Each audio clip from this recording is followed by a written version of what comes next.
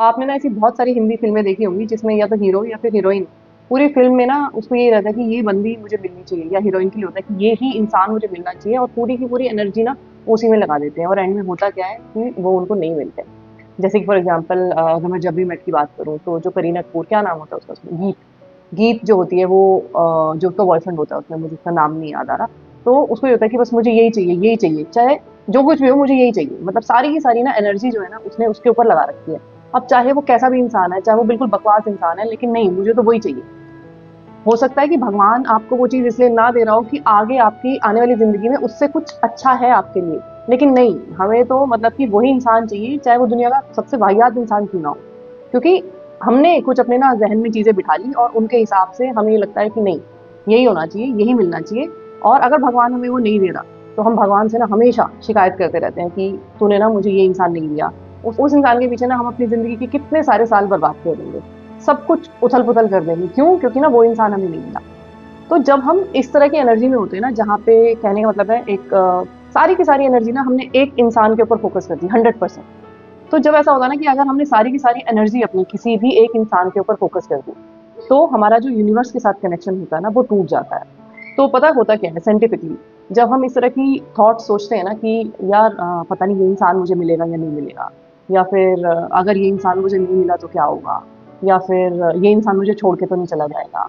तो जब हमारी थॉट प्रोसेस इस तरह की होती है ना किसी भी इंसान के लिए, तो हमारी जो एनर्जी है ना, वो नेगेटिविटी की तरफ चली जाती है, मतलब बहुत नीचे चली जाती है।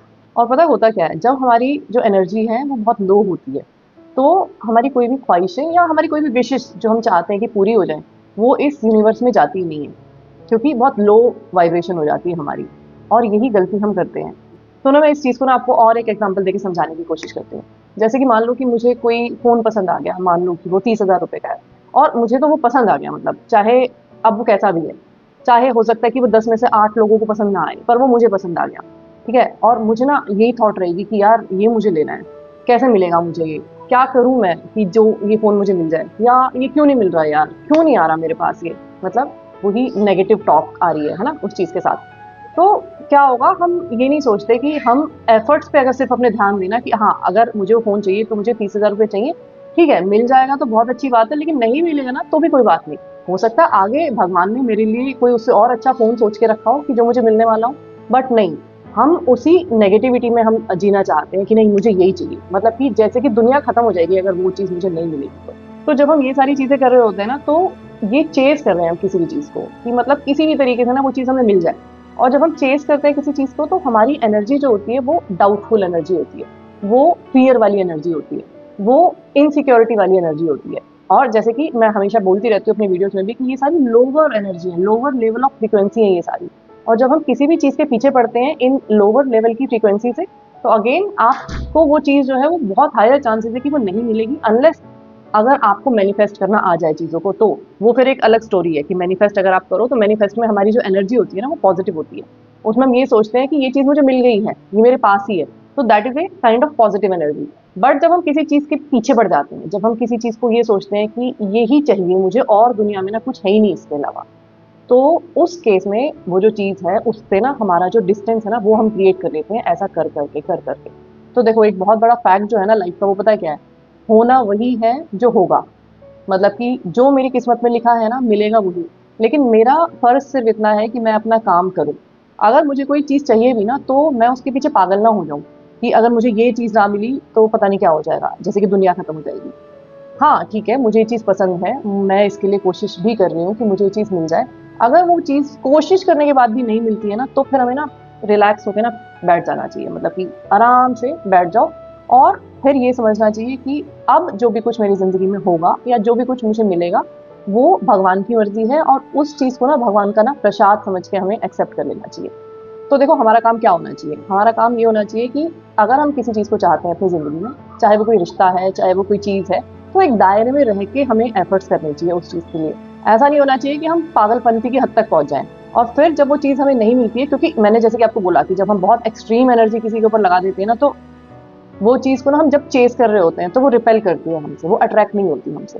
पहला तो रूल यही है।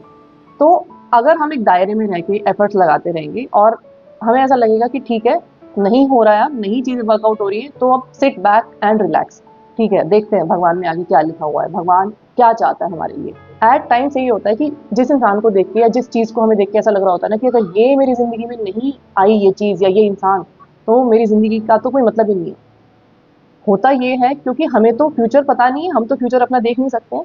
बट अगर वो चीज़ आपको नहीं मिल रही है, तो बहुत ज़्यादा हायर चांसेस यही होते हैं कि अगर वो चीज़ आपको मिल भी जाती है ना, तो आपकी ज़िंदगी आपको थोड़े बहुत दिन अच्छी लगेगी, लेकिन उसके बाद कुछ ना कुछ डिज़ास्टर हो सकता है आपकी लाइफ में। मतलब कि आप दोनों अभी आपको ऐसा लग रहा है कि आप दोनों अगर नहीं एक साथ हो तो पता नहीं क्या हो जाएगा, ज़िंदगी का कोई मतलब ही नहीं रहेगा। लेकिन बहुत हायर प्रोबेबिलिटी ये होती है कि अगर आपको वो चीज़ नहीं मिल रही, तो इसका मतलब है कि अगर आप साथ में हो जाओगे, तो आप ज़्यादा टाइम तक अच्छे से रह नहीं पाओगे। ऐसा होता है ना कि जो लोग लव मैरिजेज़ भी करते हैं, तो उनके भी डिवोर्स हो रहे हैं ना, बट उनको भी तो किसी टाइम पे प्यार था ना एक-दूसरे से, लेकिन फिर भी उनकी शादी का एंड हो रहा है ना इस तरीके से। तो इसलिए हमें नहीं पता होता कि आगे हमारे साथ क्या होगा या क्या नहीं होगा।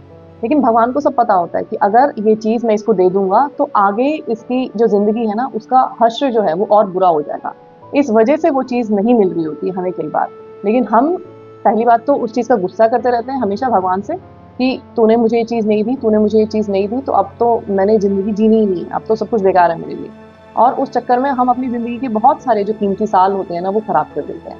हम अगर इस चीज़ को समझ लेंगे ना कि सिर्फ़ एक हद तक हम एफ़र्ट्स लगाएँगे और उतना करने के बाद अगर हमें कुछ नहीं मिल रहा है ना, तो इसका मतलब है कि भगवान ने ना हमारे लिए कुछ बेटर सोच रखा है। अगर हम ये सोच को दिमाग में डाल लेंगे ना, तो हमारी जो ज़िंदगी है ना, वो बहुत आसान हो जाएगी।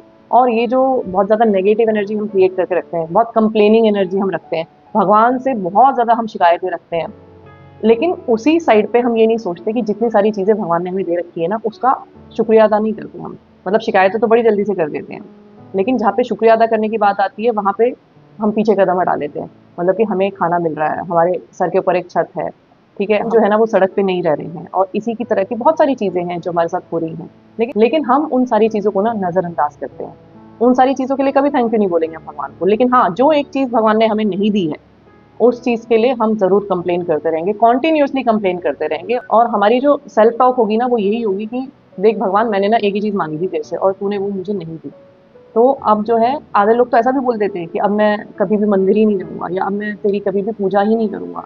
ऐसे भी शब्द लोग बोल देते हैं। अगर हम ये वाली चीज़ समझ लेंगे ना कि जो भी कुछ चीज़ें हमारे साथ हो रही हैं, वो हमारे अच्छे के लिए ही हो रही हैं, चाहे हमें अभी समझ नहीं आ रहा है। लेकिन कहीं न कहीं आगे जाके हमें ये समझ में आएगा कि उसमें हमारा क्या अच्छा छिपा था। और दूसरी चीज़ ये कि हमारे हाथ में है भी नहीं कुछ। हम ज़िंदगी को अपने हिसाब से नहीं मोड़ सकते हैं। चीज़ें जो हैं वो डिस्टाइन्ड हैं। चीज़ें हमारे हिसाब से नहीं होती हैं। हमारा सिर्फ़ और सिर्फ़ एक काम है कि कर्म करते रहना और वो हम करते रहेंगे और अगर हम वो कर्म थोड़ा खुशी से करें और अगर कोई चीज़ ना मिले, तो नाराज़ ना हो तो फिर तो क्या कहने, फिर तो ज़िंदगी जो है ना वो बहुत आसान हो जाएगी। तो आज की वीडियो में बस इतना ही। वीडियो अगर अच्छा लगा है तो लाइक और शेयर करना, चैनल पे पहली बार आए हो तो सब्सक्राइब करना बिल्कुल मत भूलना। मैं आपसे फिर मिलूँगी एक नई वीडियो के साथ, तब तक अपना ध्यान रखिए। Lots of love to you, take care, bye bye.